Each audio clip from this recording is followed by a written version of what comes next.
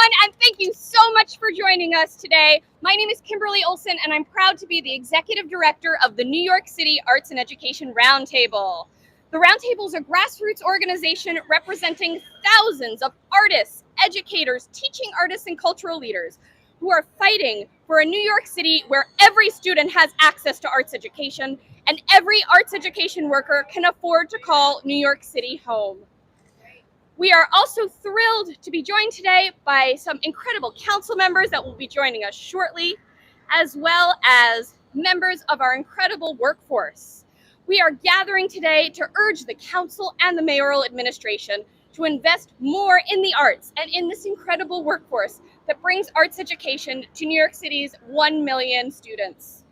In New York's rich arts ecosystem, so we rely on a coalition of organizations and educators, which includes nearly 3,000 certified arts teachers and over 11,000 artists, also known as teaching artists. When I say teaching, you say artist. Teaching. Artist. Teaching. Artist. Yes. These teaching artists are educators, advocates, and small business owners, and working artists who are bringing the sensibilities of an artist and teacher to classrooms and communities across the 5 boroughs. However, our system to support these artists is broken. What do you think? Yeah. A notoriously confusing and delayed contracting process, payments that are chronically late, and inconsistent funding from the city and city agencies means our workforce, our workers, are waiting until the last minute to learn if a program's budget is going to be kept or cut. As a result, we're failing our students, our teaching artists, our organizations, and we're failing to invest in workers that are investing so much in our communities. These challenges have real-life impact. Today, a typical teaching artist earns an average of $35,000 to $50,000 annually, with little to no employer health insurance. Nearly 80% say their work doesn't pay enough to live in or near the city they serve. And when teaching artists suffer, our schools and our students suffer. Because nearly 3 in 4 public schools, they rely on funding from the Department of Cultural Affairs, the CDF, or Cultural Development Fund program, to support arts in schools. 1 in 4 depends on a cultural organization to provide external funding that actually funds arts in schools. Without the teaching artists and organizations who deliver arts education, students simply can't get the education they deserve. These folks are essential partners to our in-school teachers, and that's especially true in underfunded schools who are disproportionately lack a certified arts teacher and who are relying on teaching artists to fill gaps.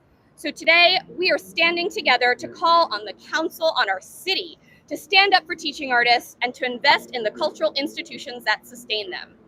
That means first restoring and baselining $30 million for the Department of Cultural Affairs so that the city can sustainably invest in arts education. Make some noise for that. Right now, our most recent executive budget has just baselined only $10 million of that for cultural organizations and their programs, and that's not enough. This also means contract reform. We need transparent, timely, and accessible processes so that people can get paid and do work without having a 28-month delay in order to hear back from the city. We're also urging city leaders to restore and enhance the Support for Arts Instruction initiative from $4 to $6 million to meet the increased demand and extend opportunities into the early childhood space, in line with the rollout of 2K, 3K, 4K across our city. The future of New York City starts with the arts, but that requires consistent funding and support so that the arts are accessible to all New Yorkers. Yeah. It starts with the arts. It starts with the arts. Excellent. So we're now going to hear some other voices. We're going to kick things off and hear from some members from our workforce. I'm first going to turn it over to Ariel Rosales, flamenco dancer and teaching artist. Welcome, Ariel. Hello. My name is Ariel Rosales. I am a flamenco dancer and teaching artist with Flamenco Vivo, Lotus Music and Dance, City Center, all of the above. I have been working as a teaching artist for 20 years. Yeah, it was my first job and I love it and I'm good at it and I love what I do. In the past 6 years, I would say, since through the pandemic. I used to start my teaching artist work in September through June. It was a full year endeavor. It is now only in spring. It used to be a consistent thing that I can rely on. That is no longer the case, and it has become worse each year. We've lost funding, particularly with some of the flamenco programming. You can see it having gone down considerably, and it's not only affecting myself as a worker, as a teaching artist. I've considered a career change, which is very not only sad, but think about the kids as well, right? It is proven, and there's several studies, that the arts, and I'm a dancer, so the performing arts and dance helps children grow, not only do better in school, it helps with critical thinking, it helps with awareness, it helps with healing, it helps with so many different things. It is not just an elective or something separate. It's part of being a human being and helping become empathetic, critical thinking human beings. Yeah. And it is not only important for children in general, but here in New York City, we are the home and birthing place of arts and performing arts and dance and theater and all of that. And we should be celebrating that and fostering that and the next generation. If you want to be a mathematician or something non-arts related, the arts can help with that. If you're in the sports, you want to be the next Knicks player, dance helps with that. But we need to be supported. We need consistency. We need strategy. We need support. And we need to feel like, in order to do the work that we do, we need to feel taken care of. And we don't feel taken care of. I don't feel taken care of. I feel like I'm walking on eggshells and I don't know what the next step is. And that doesn't help me do my job. And that doesn't help our kids in the city. So please help, so that we can continue the funding, continue our job, continue keeping the vibrancy of art and culture in this city, which is what we're all about. And yes, it is important. Thank you so much. I think that's over 2 minutes. When I say fair pay, you say now. Fair pay. Now. Fair pay. Now. When I say teaching, you say artist. Teaching. Artist. Teaching. Artist. Thank you so much, Ariel, for kicking us off. We're going to keep it going. Next up, we're going to hear from Martika Williams, teaching artist and multidisciplinary artist and entrepreneur. Welcome, Martika. Good morning, all. Good morning. Yes.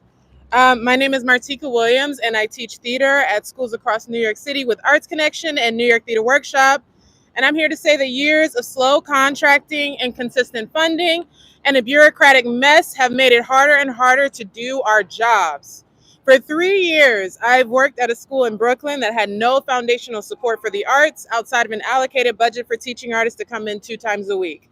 No additional training funding or other supports for classroom teachers who were subtly doubling their curriculum with added arts curriculum. Not enough materials, certainly not enough space for materials to be stored securely. Not enough space for students to explore the art form, and not enough time to do the impossible through our programming, which school administrators are so often expecting us to do, even when they bring us in at the final hour. Through all this, I was and still am expected to walk into the school bright with energy and passion for the art form and for my students. And when I leave the school, I'm immediately trying to figure out how to buy groceries, how to navigate in housing insecurity, and how to pay bills on an income that is so inconsistent. To some, being able to pay teaching artists to come into the schools a couple of days a week is enough. Well, I'm here to tell you that is the bare minimum. When the system fails us, kids fail. Teaching artists are often the only arts educators in under-resourced schools. And when we can't make ends meet and we have to leave, it's the students who suffer the most. The contracting process is a nightmare. There are no clear timelines, transparency, no accountability, and we need the council to shine a light on how intact contracting actually works.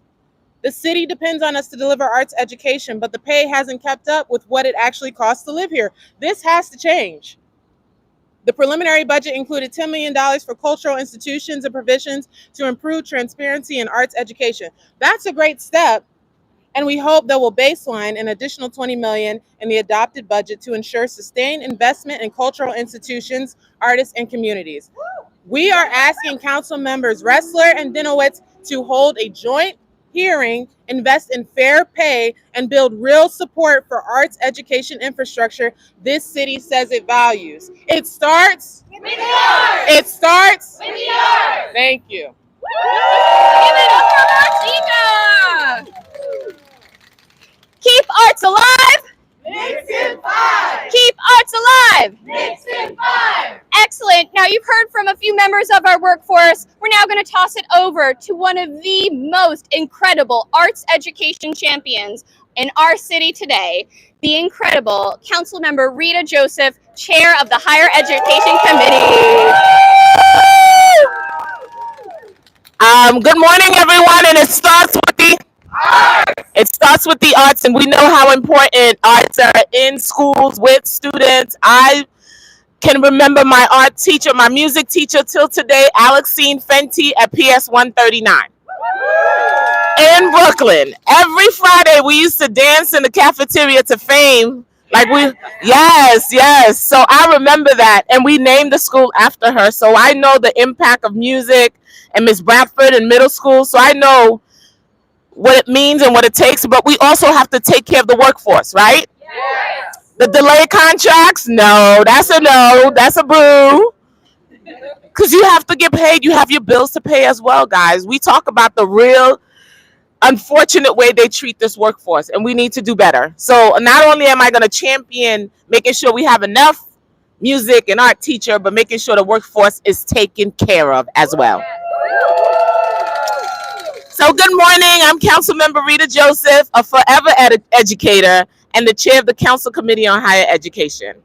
Thank you to everyone here and the organizers for bringing us together this morning.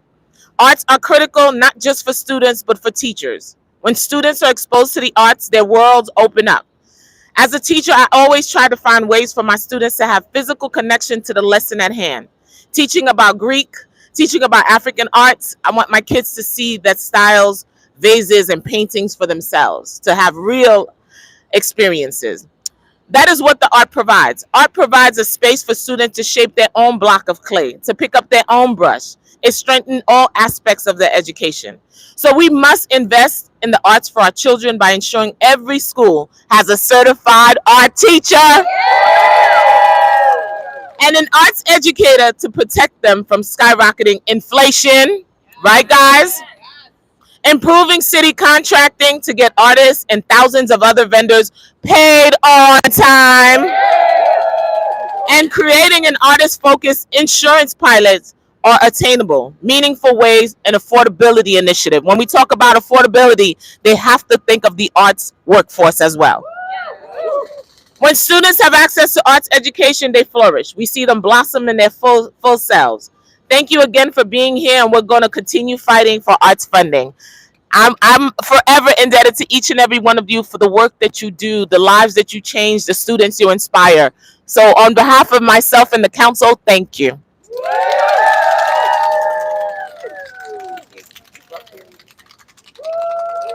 Please give it up for Councilmember Joseph. How lucky are we to have a leader like that leading our great city? Truly. That's what happens when you have an educator at the helm. So we're going to keep it going and turn things back over to members of our workforce. Next up, I would like to introduce Juan Cascano, who is Executive Director of Kaipuli Mexican Dance. Welcome, Juan!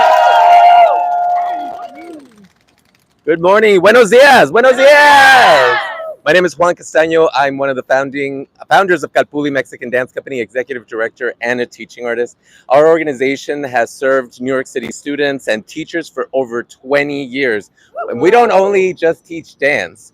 We teach an unspoken language, one filled with creativity, culture, resilience, and joy. All this during a time when sometimes families now are afraid to be in parks, walk their children to schools, let alone celebrate our cultural legacies and share them across New York City. Our honorable work as teaching artists and its impact is made harder and harder when we have bureaucratic processes that we can't navigate, that we can't money that we can't count on, and a bureaucracy that treats our artistic and cultural work far less than honorably. I'll give you a specific example. Our organization applied for our first MTAC, our first contract with the Department of Education. We submitted it in November of 2022. We received the last approval this March, over 3 years later. Yeah. We were told at the beginning, if you work hard, if you're diligent, if you do what you're supposed to do, you will get this in 6 to 12 months. 3 years later, that was not true. Throughout the process, our calls, our emails were ignored for weeks, sometimes months at a time. And when it was completed, we didn't even get guidance on how to navigate the system. But we do what artists always do. We get it done and we figure it out. Now, the preliminary budget, thank you for that 10 million. It's not enough. If this city truly believes in arts education infrastructure, we need a 20 million more. We need a $30 million baseline. Thank you much for hearing me, and muchas gracias. Thank you, Juan. You're right. That's not enough. Can I hear that? That's not enough. Not enough. If we want fair pay for our artists, if we want sustainability for our workforce, that means we have to invest in them what they are investing in our community. So we're going to, with our community in mind, we're going to bring up one more member of our community, Halima Henderson, actor and teaching artist. Welcome, Halima.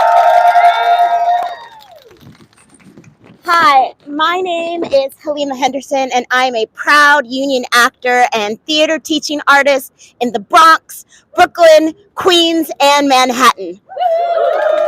I love my job, but it has given me a few gray hairs. Since the pandemic, teaching artists have gotten short shrift due to inconsistent funding and an abundance of red tape.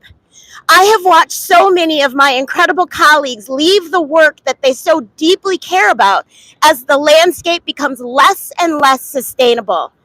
I have spent my dozen-plus-year career with a nonprofit that after 25 years announced this week it is closing its doors. And that's after fighting tooth and nail to survive. The upheaval in a job that was supposed to be the stability to allow me to continue to pursue my acting career has left me to question not only if I would need to leave this field, but also whether I would need to leave this city that I call home.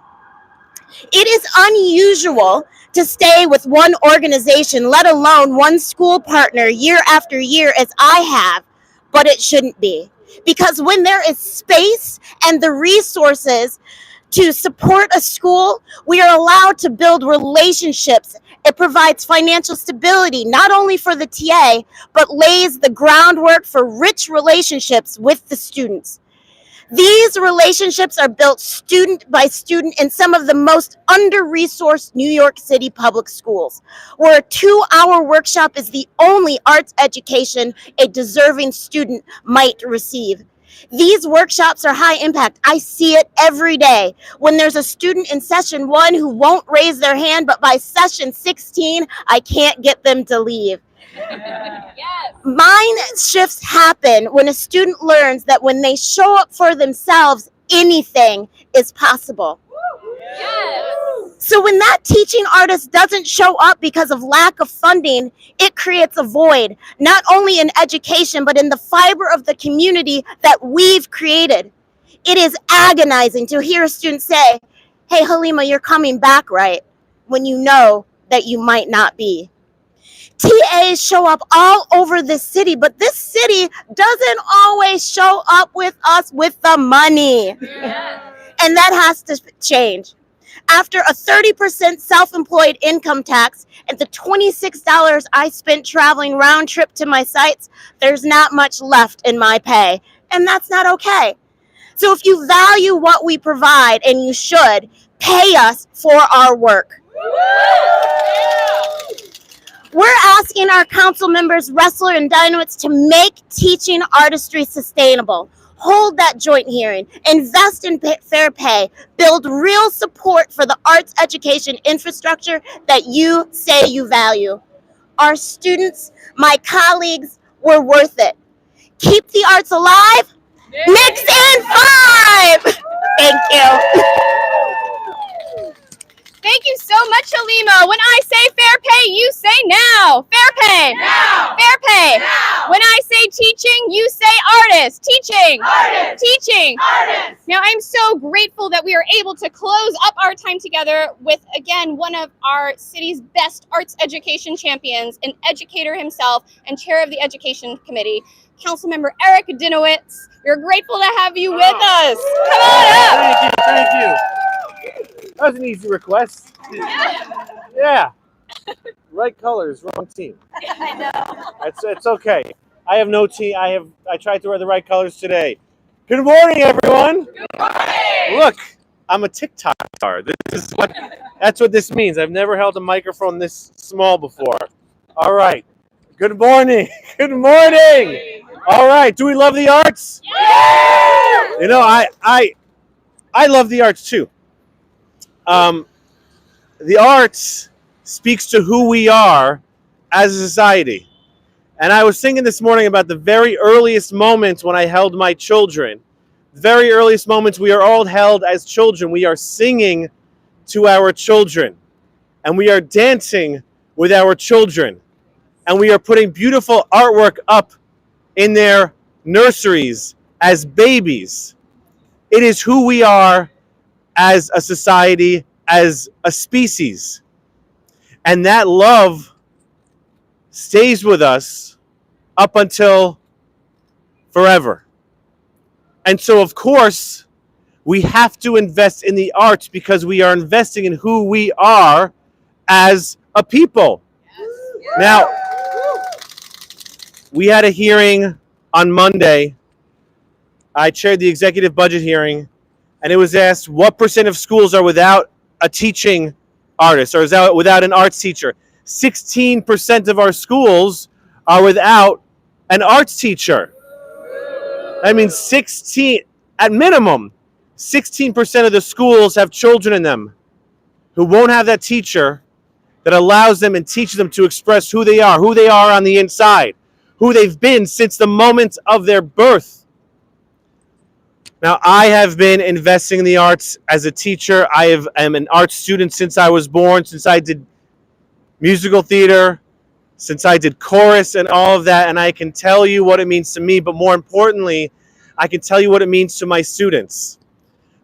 So many of my students, when I was teaching in the Bronx, whether it's because they came to school for the arts and stayed for the academics, or discovered who they were through the arts, discovered what they loved about themselves and what they loved about their communities through the arts, that every child deserves that education, that we must invest more in the arts, that we must have more robust arts programming in our schools, and it takes investment.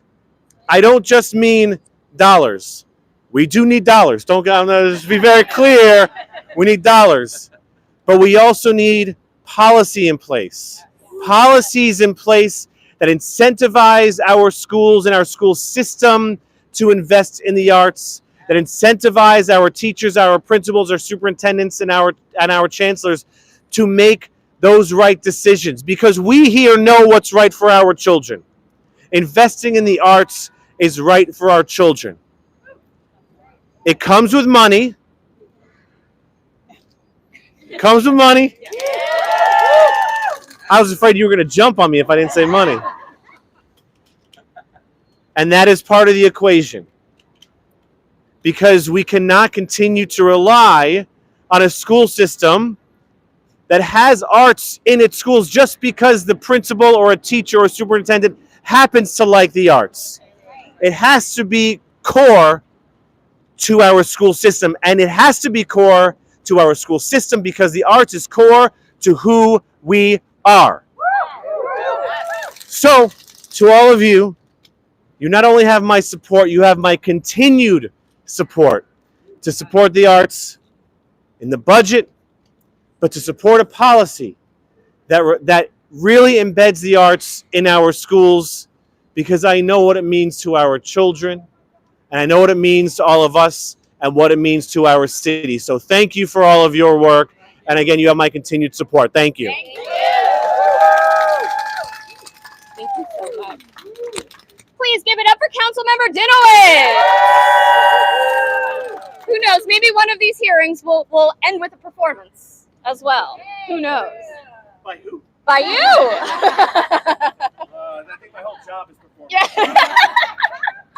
Well, with that, we are so grateful for everyone for joining us. To put a button on this, we want investment in our workforce and in arts education.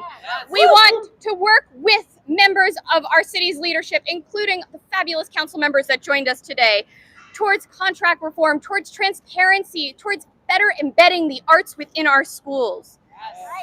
And we want more robust access and participation because it starts with the arts. Excellent. I'm now going to take a moment if there's any questions from press. Yes. Bob Henley, WPAI Pacifica. Could you talk about, anyone might here have 10 years experience, what's been the arc of the arts in terms of the programs over the, like say the last, going back to Bloomberg, does anyone have the historical perspective? Has it been declining?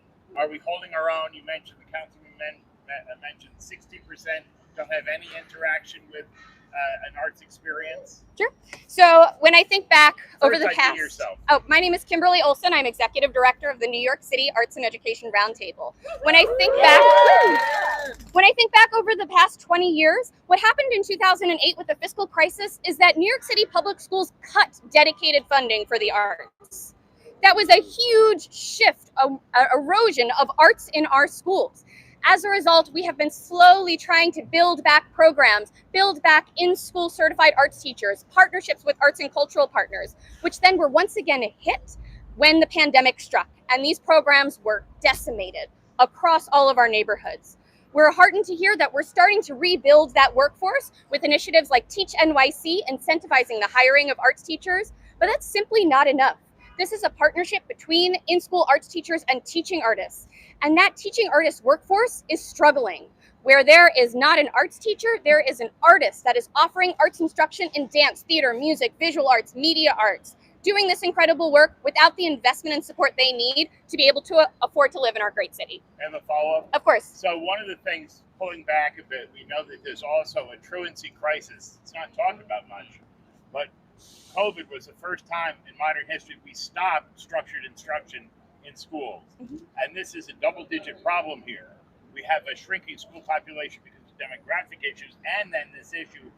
Isn't there research that shows that the one way to hook kids back into school and prevent them from being disconnected is something related to the arts? Yeah, absolutely. I don't work for you. Yeah. I don't work for you. What do you all think? Yes. Who here has shown that students show up more when your programs are in their schools?